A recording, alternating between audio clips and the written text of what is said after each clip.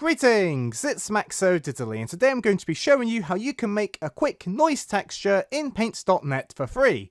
Let's get right into it. So this is what you can expect to have at the end of your tutorial, a little noise texture which you can use for whatever you want.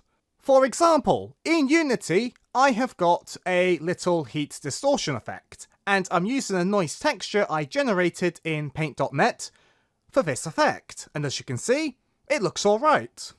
Let's get into how we can make one. So you want to go to File and then go to New. Then you want to make a new image. I'm going to do 128 by 128 to keep it reasonably small.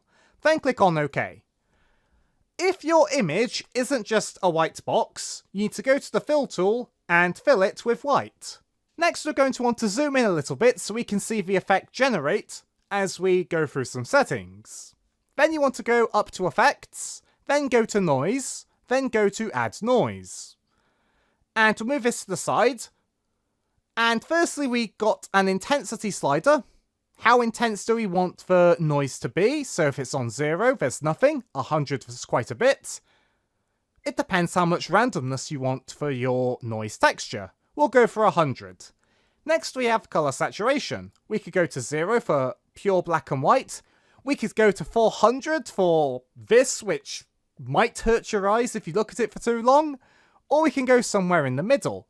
I'm going for 5 as it's basically black and white with a bit of brown and light pink. Then we've got coverage. As you can see, how densely populated with random noise do we want our texture to have? I'm going to set it to 100. Then we click on OK. And voila, you now have a noise texture that you generated quickly in Paint.net. You can go to File, then you can go to Save As, and you can save it as a PNG.